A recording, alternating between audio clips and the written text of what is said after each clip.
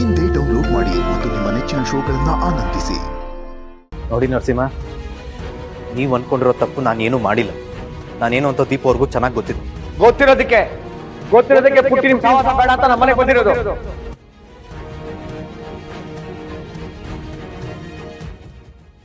ಮಾತಾಡಿ ಪ್ಲೀಸ್. ಈಗ ತಾನೇ ಹೇಳಿ ಹೋದ್ರಲ್ವಾ? ಆಗಲ್ಲ ರೀ, ನಾನು ಹೀಗೆ ಮಾತಾಡೋದು. ನೀವ್ ಇಲ್ಲಿಂದ ಹೋಗಿಲ್ಲ ಅಂದ್ರೆ ಇನ್ನೂ ಜೋರಾಗಿ ಮಾತಾಡ್ತೀನಿ. ಇಲ್ಲ, ನನ್ನ ಮೇಲೆ ಯಾಕೆ ನಿಮ್ಗೆ ಇಷ್ಟೊಂದು ಕೋಪ? ಅರ್ಥ ಆಗ್ತಿಲ್ಲ ನನಗೆ. ಬರೀ ಕೋಪ ಅಲ್ಲ, ದ್ವೇಷ. ಕೋಪ ಕಮ್ಮಿ ಆದ್ರೂ ದ್ವೇಷ ಕಮ್ಮಿ ಆಗಲ್ಲ. ನರಸಿಂಹ, ನಾನು ನಿಮ್ಮ ಭಾವ, ಮರಿಬೇಡಿ. ಅಯ್ಯೋ, ನಮ್ಮ ನಿಮ್ದು ಸಂಬಂಧ ಯಾವಾಗ ಸತ್ತೋಯ್ತು. ಆ ಸಮಾಧಿ ಮೇಲೆ ಸಂಬಂಧ ಕಟ್ಟಕ್ ಬರಬೇಡಿ, ದಯವಿಟ್ಟು ಹೋಗ್ತಾ ಇರಿ. ಸುಮೇಶ್, ಏನ್ ನಡೀತಾ ಇದೆ ಇಲ್ಲಿ? ಜಗಳ ಆಡ್ಬಾರ್ದು ಅಂತ ಹೇಳಿ ಕಳ್ಸಿ, ಯಾರು ಜಗಳ ಮಾಡ್ತಾ ಇದ್ದೀರಾ? ಹಿಂಗೆ ಜಗಳ ಮಾಡ್ತಾರೆ, ಪೊಲೀಸ್ ಕರ್ಸಬೇಕಾಗುತ್ತೆ. ಕರೆಸ್ರಿ, ಯಾರು ಕರ್ಸಿ ನೋಡಿ. ಮೊದ್ಲು ಈ ಮನುಷ್ಯ ಅಲ್ಲಿಂದ ಹೋಗೋವರೆಗೂ ನಾನು ಹಿಂಗೆ ಕಿರಿಸ್ತಾಡ್ತಾ ಇರ್ತೀನಿ. ಇವ್ರು ಹೋಗ್ಬೇಕಷ್ಟೇ. ನೀವ್ಯಾರು ಅರ್ಥ ಮಾಡ್ಕೊಳ್ಳಿ ಸರ್, ಸ್ವಲ್ಪ ಹೊತ್ತು ಆಚೆರಿ ಸರ್. ಆಯ್ತು, ನನ್ನಿಂದ ಯಾರಿಗೂ ತೊಂದರೆ ಆಗದ್ ಬೇಡ. ಮಾವನ್ ಹುಷಾರಾಗಿ ನೋಡ್ಕೊಳ್ಳಿ. ಮಗ ಅನ್ಸ್ಕೊಂಡು ನಾನು ಇದೀನಿ, ನಾವು ನೋಡ್ಕೊಂತೀವಿ. ತಾವು ನೋಡ್ತಾ ಇರ್ಬೋದು. ಪೇಮೆಂಟ್ ಕಾರ್ಡ್ ತಗೊಳ್ಳಿ.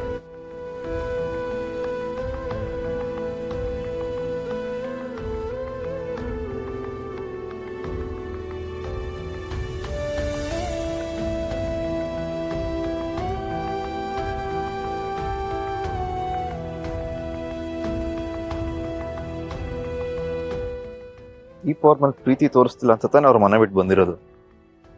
ಅವ್ರ ಮನೆ ಬಿಟ್ಟು ಬಂದ್ಮೇಲೆ ನನಗೂ ಅವ್ರ ಮೇಲೆ ಪ್ರೀತಿ ಇದೆ ಅಂತ ಗೊತ್ತಾಯ್ತು.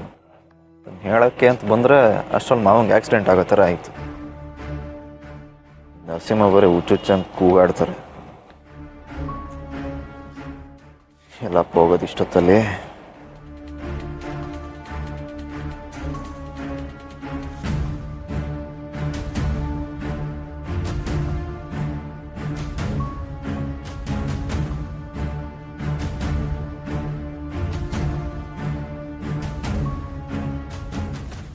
ಮಾವ ಯಾಕೆ ಅಷ್ಟೊತ್ತಲ್ಲಿ ಲಾರಿಗೆ ಅಡ್ಡ ಬಂದರು? ಈ ನರಸಿಂಹ ಯಾಕೆ ಲಾರಿ ಓಡಿಸ್ತಿದ್ರು? ಏನಪ್ಪ ಕೇಳೋಣ ಅಂತಂದ್ರೆ ಮಾವಂಗೆ ಪ್ರಜ್ಞೆ ಇಲ್ಲ. ನರಸಿಂಹ ಬರ ಕೋಪ ಮಾಡ್ಕೊಂಡು ಕೂತಿದಾರಲ್ಲಿ. ಯಾರನ್ನೂ ಮಾತಾಡ್ಸಕ್ಕಾಗಲ್ಲ ಈ ಟೈಮಲ್ಲಿ.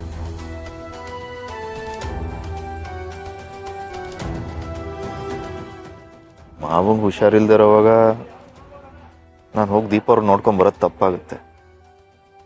ಬೇಡ, ನಾಳೆ ಬೆಳಗ್ಗೆ ಅಷ್ಟರಲ್ಲಿ ನರಸಿಂಹಂಗೆ ಗೊತ್ತಿಲ್ಲದೆ ಮಾವನೊಂದ್ಸರಿ ನೋಡ್ಕೊಂಬರೋಣ. ಈ ದೀಪ ಅವ್ರ ಬಗ್ಗೆ ನಾನು ಇಷ್ಟೊಂದು ಯೋಚನೆ ಮಾಡ್ತಾಯಿದ್ದೀನಿ, ಅವ್ರಿಗೆ ನಾನು ನೆನಪೇ ಆಗ್ತಿಲ್ವಾ? ಮನೆ ಬಿಟ್ಟು ಹೋದಾಗಿಂದ ಒಂದು ಕಾಲ್ ಮಾಡಿಲ್ಲ. ಅಲ್ಲ, ನಾನು ಬಿಟ್ಟು ಹೆಂಗಿರ್ತಾರೋ ಅವರು?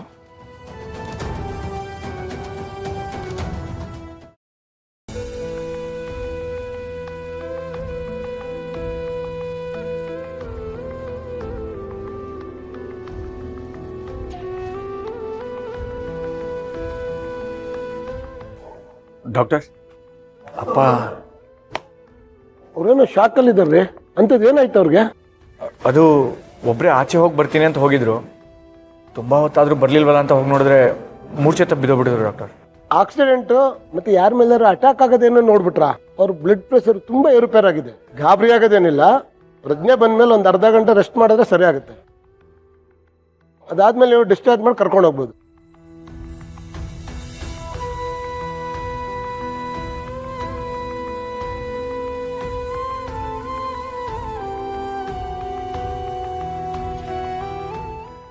ಅಪ್ಪ,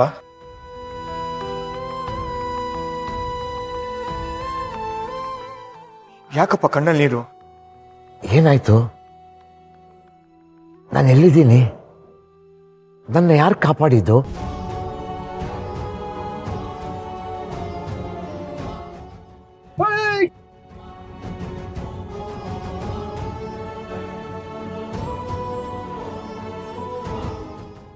ಅಪ್ಪ ಅಪ್ಪ ಅದೆಲ್ಲ ಹೋಗ್ಲಿ ಬಿಡಿ. ಅಲ್ಲ, ನೀವ್ಯಾಕೆ ಅಷ್ಟೊತ್ತಲ್ಲಿ ಅಲ್ಲಿ ಹೋಗಿದ್ರಿ? ಅನ್ಯಾಯವಾಗಿ ನಾನೇ ನಮ್ಮ ಅಪ್ಪನ ಜೀವ ಅಂತ ತೆಗೆಯೋ ಮಟ್ಟಕ್ಕೆ ಹೋಗಿದ್ನಲ್ಲ. ಅಳಿಯಂದ್ರಿಲ್ಲಿ ಅಲ್ಲ, ನಂಗೇನು ಆಗ್ಲಿಲ್ವಾ? ಯಾರು ನನ್ನನ್ನು ಕಾಪಾಡಿತು?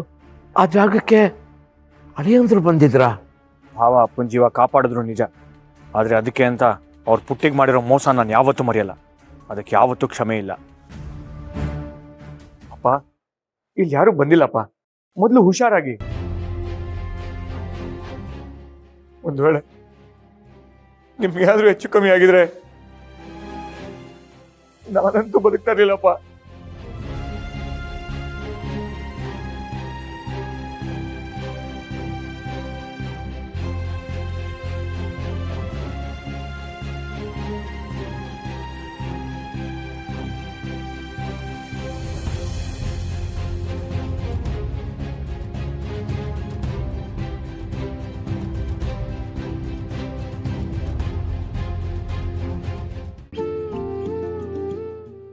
ಓ, ಪ್ರಜ್ಞೆ ಬಂದಿದೆಯಾ ಅವ್ರಿಗೆ?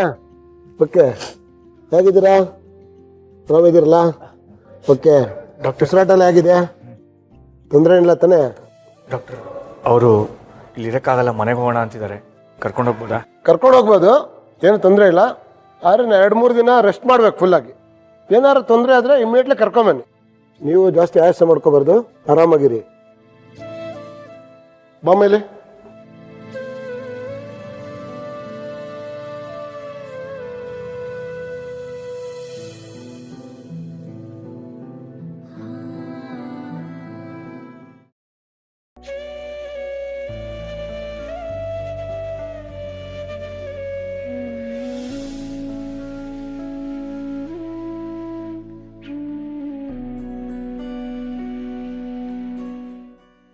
ಅಪ್ಪ,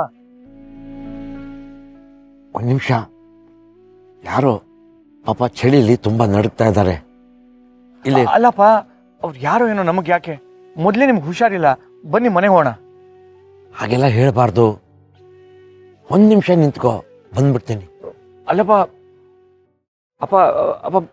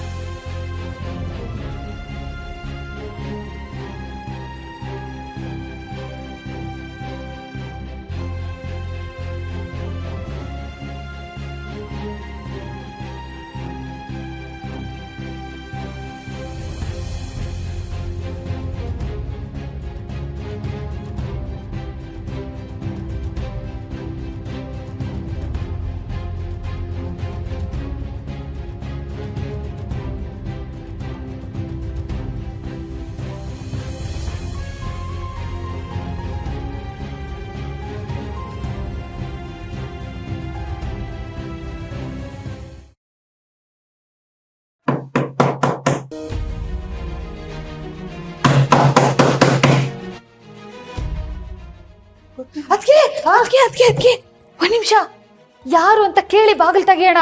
ಯಾರಾದ್ರೂ ಕಳ್ಳಗಿಲ್ಲ ಆಗಿದ್ರೆ